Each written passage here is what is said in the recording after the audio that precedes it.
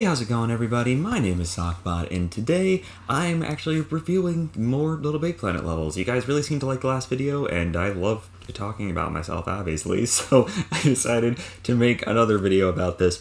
First up, we're going to jump right into it with one of the earlier levels, because I feel like it's good to have a combination of earlier levels and later levels in this type of video, so you can kind of see, hopefully, how I progressed, and maybe some places where I haven't at all.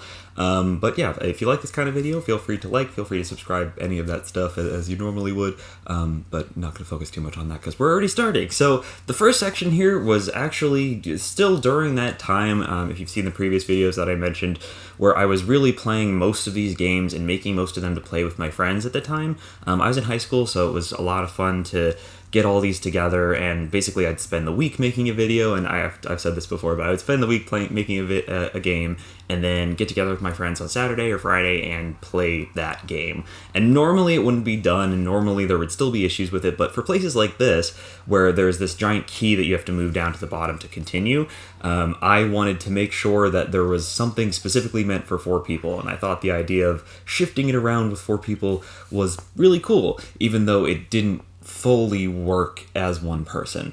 You can tell there, I've done this a million times for playtesting it and just kind of playing through it with different groups of friends at different times. So clearly I know how to do it by myself, because for the most part people would jump off and die, and I would kind of just sort of guide them through my games as opposed to really play them. But then this section, I mean, you can tell, even though this is probably the 4th level I ever made, so talking 2009, 2010 maybe, yeah, I certainly loved that city material, and I really liked the glass slides because my friends really enjoyed those types of things that were just very dynamic, and there wasn't a lot of gameplay to them, but they were fun and silly, and so you'll see a lot of elements like that that are just kind of fun and silly to go along with this sort of thing. And then again, for this section here, well, this giant thing was obviously meant to be moved by more than one person, because that's the first time I've ever actually made it through that part on my first try. But if you look down below there, right below that little swinging piece, you'll notice there's a piece of floating glass there, which I created using the old materials glitch, which somehow stayed in the game. I'm assuming it's so that they didn't screw up other people's levels online when they were transferred to LittleBigPlanet 2 and 3 by removing that sort of thing. But yeah, the glitch still functions in LittleBigPlanet 3, which I think is funny. And if you don't know what that is, it was like the ability to give the properties of one material with the aesthetics of another one. I know that there's ways to do that in LittleBigPlanet 3 just without glitching, but that was one of the ways to do it and in the original one.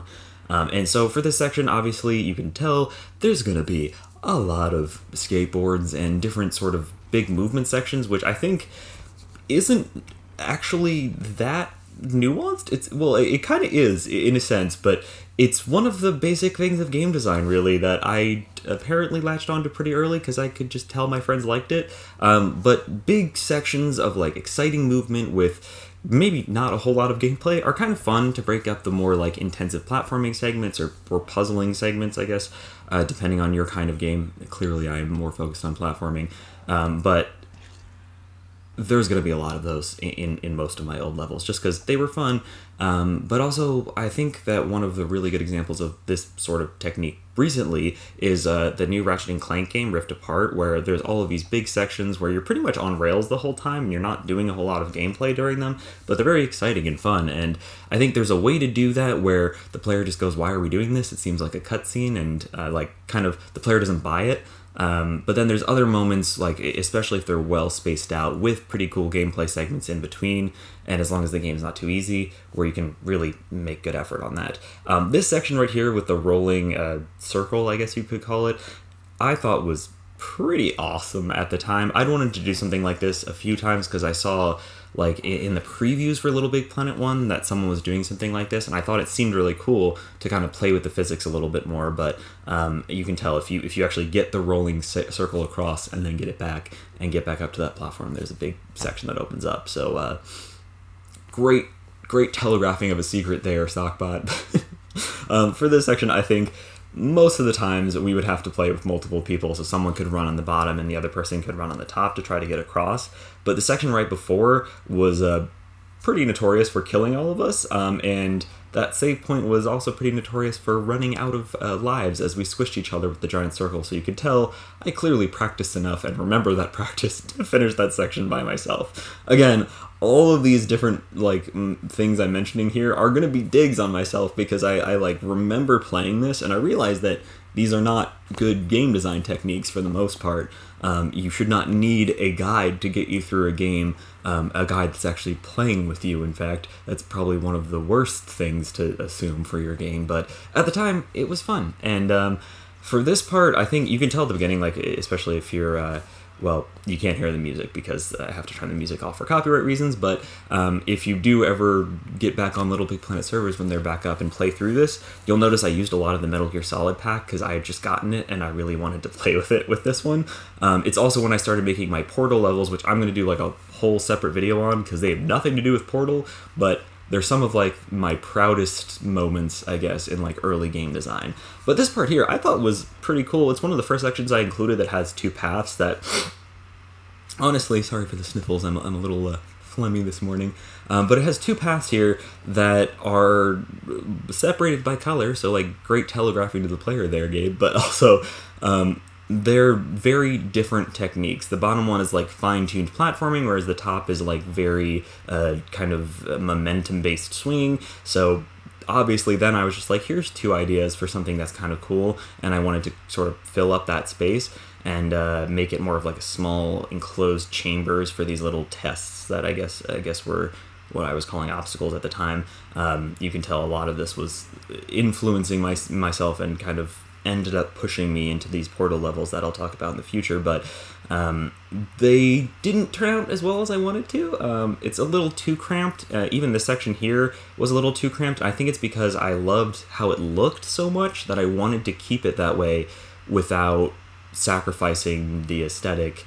And I ended up sacrificing gameplay, which is one of the biggest sins you can possibly commit in game creation. And I think that I do that sometimes, and I think there's certain places where it's okay as long as it's easy, but I had a habit back then of sacrificing gameplay and making things really hard just for the purpose of making it look cool, or kind of trying to complete a concept. Even with that triple jump there, those pillars, they were all in different layers, and I kind of thought it was a cool gameplay technique to sort of have to move between the layers to run through them, and then if you weren't in the layer of the next pillar, you would run into the electricity. So I thought that was a cool idea, and in concept, it sounds pretty cool, but in practice, it's not really telegraphed well, and it's not really difficult once you know what to do, and therefore it's not really a good obstacle in my opinion. Now, this final section here, I wish I could show this to you, but honestly, the only way I was going to be able to do that was to boot up LittleBigPlanet 1, and my file on LittleBigPlanet 1's corrupted, so if I do get a chance, I will actually record the section on LittleBigPlanet 1 and put it in here for you, but I won't actually be able to do that until I'm able to get back on the LittleBigPlanet server. So let's move on to the next one. Okay, so the next level is called the Met, short for the Metropolitan, which was a word I really liked to use when I was trying to be fancy and British as a child, but yeah, props to anybody that's actually seen any of my old YouTube videos. I think only one of my friends from my childhood has seen them, maybe some of the other ones. Well, regardless, this was, I gotta say, one of the more ambitious levels that I ever released, and I mean, you can tell as it takes so long to load, but it gives me great time to introduce it. For this one, I wanted to do something that was more of an adventure level, where you basically had to play more than once, and in each play session, you're going to be able to carry over your progress in a way that a lot of people did. That sort of thing in LittleBigPlanet 1 before, you could actually save different progress for different players in different levels. And so for this one, the way that I saved that progress so that people could come back between sessions, oh wow, it actually failed to load there. Well, I'll edit this to make sure it looks okay, but the way that you sort of saved progress, for the most part, was through stickers and kind of giving people shortcuts to go through by using stickers they collected in that level the previous time that they played it. And if you remember, one of the things is that it's a very particular design, as you'll notice. I actually used the concept of one of the old levels within the game. And so I don't know if you guys remember, but when you started a level in LittleBigPlanet 1, there was a way that you could actually choose the entire structure of one of the levels from each of the different worlds within Little Big Planet 1. And so obviously this is based on the city world, the subway world. I forget what it was actually called, but I believe Maggie was the one that would like walk you through it. And so I had a 2-player section there, but all of the platforming, all of the different kind of gameplay segments I created within this completely barren landscape of literally just structure. So you'll see, for the most part, these pillars and the backgrounds and the ground are all actually from the original level that I was able to just pull in via that feature in Little Big Planet 1, but all the checkpoints, anything that's dropping and flying around, and in fact most of the different sections that aren't just background, I ended up modifying to suit different gameplay sections that I wanted to create. So again, there was nothing moving in this, and anything that moves or interacts with the player in any respect was completely of my own making. Granted, I think that this is totally different than anything that it is based on, so I guess I didn't really need that disclaimer in there in the first place. But yeah, I gotta say, ambitious definitely does not mean good in general. I think for a lot of the pieces here, I had to sort of work within that template that I was going off of, and I should have messed with it a little bit more. I tried to include a few too many pieces, like the helicopter that's coming off that really didn't do anything for the game as a whole, and I think that because of that, it turned the level into something that at times is very cramped and at other times can feel a little bit empty. And very few places in this I think feel empty. Most of it is just a little bit too cramped, but because it's also cramped, it's kind of hard to tell where you are. And for a game like this that doesn't have a map, obviously you're sort of memorizing as you go, which for games when I was growing up was like totally expected of most people. But especially for something like this, for an adventure game where you're going to be retracing your steps, that's kind of the point of the game, or you're going to be coming back to it and sort of going through different entrance segments that will then lead you on to new sections. It's important to not frustrate the character by not forcing them, but allowing them to just get lost, because there's like a feeling that's fun in games like this, where you sort of get lost in different sections, you get lost in a game, and it can actually be pretty intriguing and pretty enjoyable. But I actually talked about that in my video on Hollow Knight a while back, but it's not always a good thing, and even when it's done really well, like in Hollow Knight, a lot of people aren't going to like it, and I think that that's a big lesson that I learned from this game, basically being that I had to guide everybody that wanted to play it through the entire level, or they pretty much had no idea what to do. And I'm not saying that it's incompletable. Some of my levels, I know that there are places you can get stuck, there are places that you can totally mess yourself up. This is not one of those. Like in this level, you can always finish it no matter what, as long as you collect the stickers and do what is required to finish the level. There's no way to break it, as far as I could tell. The only issue is that there's just so much space in here, and there's some arrows leading you here and there, but in general, it can get a little bit confusing. Okay, so now as I get to the section that I just completely skipped over because I, in fact, got lost myself, and reminding you that, yes, in adventure levels, you really need to make sure people know what the point of them is, and point out those big keys when the player gets to them. But yes, I finally got past that part myself. It actually took me a little bit longer than expected, even remembering most of the places of where everything was. But here we finally get onto the second section. So once you collect all the keys, again, something that you can do over multiple playthroughs, you kind of head through this last significantly more difficult section. And I think that because all of these levels I made sort of as independent things and independent games, with the exception of that Portal series, I always wanted to make a difficulty curve within my games that was actually quite sharp, because it would always introduce things to players, introduce concepts and platforming techniques that I really liked and thought were fun to play with, and then sort of ramp up their difficulty pretty intensely over time. And again, because I only had one level to do this, even though this is a really long one, it normally takes about like 10 to 15 minutes to actually finish. Again, that's if you know where you're going, because it could take much longer if you don't. Sorry. Again, this is an early level, that's why we're talking about it. This is probably like this is probably the latest one that I still consider like not good levels, like not good wide release games before they started actually getting pretty good. But here you have the first 4 keys, so you're able to get to the second section, and that's sort of like that save point I talked about. And the cool thing is, you could go straight to this point from the beginning if you had those 4 keys, no matter what. But from here, a few arrows will switch around, sort of directing you different places. And as with a lot of my games, I think you can tell that I'm sort of learning how to do this as it goes along. And so there's certain things, like certain quality of life things, like those arrows, and in the next part here, you'll see that it's a little bit more straightforward as to where you're supposed to go, and a little bit more aesthetically focused too. All of these things were sort of design techniques and stuff that I was seeing in other people's games and learning myself as I created these different games. And I think that that's really cool for me to see personally, because it shows a lot of personal advancement even within the span of the few weeks or a month that I was making these games in. And again, these were almost entirely made with like a time limit in place, because I wanted to have them ready to play with friends on my Friday or Saturday get-togethers.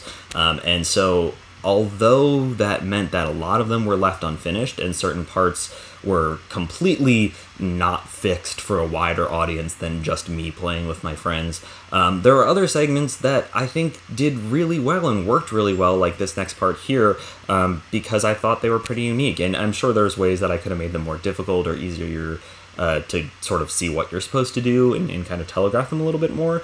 But I was still pretty proud of this section, even though I can't for the life of me get those points on the right side of that platform. But in general, I think that as I look back at these, I'm pretty proud of the progress I can see myself making even within each level. And I think that for anybody that is out there that has seen any of my recent games, and I mean, if you think they're impressive, thank you. I don't think they're that impressive, but I'm proud of what I've made for sure. But you can see that even with the like minimal amount of polish that I'm able to achieve these days, like back then, my favorite gameplay segments, like this one right here, are they hold up because the idea was cool and I happened to execute it well on the first time. And I think that when I was learning, I'm glad I had that time crunch, because it forced me to finish games. It forced me to move on to another concept and explore something else, and that stopped me from spending way too much time just doing quality control on these games. And yeah, quality control is incredibly important if you're going to be releasing these to the general public, but for games that even were this early on, it's going to be like a minimal amount of how do I put this? There's like a limited range of games that I can make for public consumption that anybody could enjoy, partially because of time constraints, partially just because of my skill level when I was making this. But at the same time, I can make much more complex games, or I could make much more complex games and explore a lot more concepts and just learn a lot faster by just being messier. And I think that I'm happy I was able to do that, and I'm happy I had those time constraints for that reason, because nowadays, I mean, you guys know if you've been subscribed to me for a while, there's certain games that I've been working on for years that I just haven't finished because I don't have, like, that deadline in my head. And I know that this isn't new, this isn't a different or specific to video game design even, but it's just something I wanted to mention for anybody out there that is also new and sort of going through that similar experience. So I said that this game is completely completable. I did forget to mention one thing. There's a point here that I realized if you have the stickers already, you can like miss one of the triggers in the level, and I happened to miss it on this final playthrough. But again, the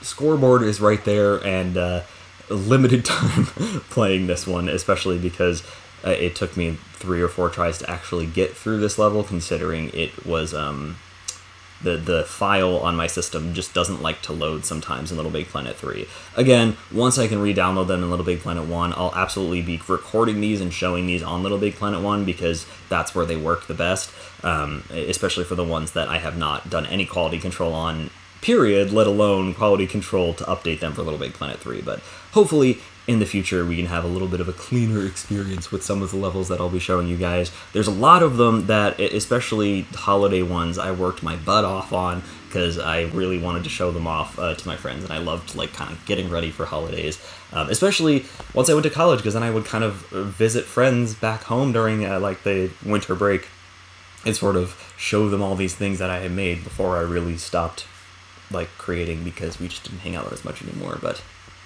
that got kind of sad. Regardless, I hope you guys enjoyed these. I hope you guys like seeing me talk about my old LittleBigPlanet levels. You guys seem to like the last one, and if you like this one, again, feel free to like and subscribe if you want to see more, but no pressure as always. It's really fun for me to reminisce on these, so I certainly don't mind making these videos, but really, thank you for watching and hanging out with me for a bit. I hope you guys are all doing well, and I will talk to you in the next video. But for now, goodbye, everybody.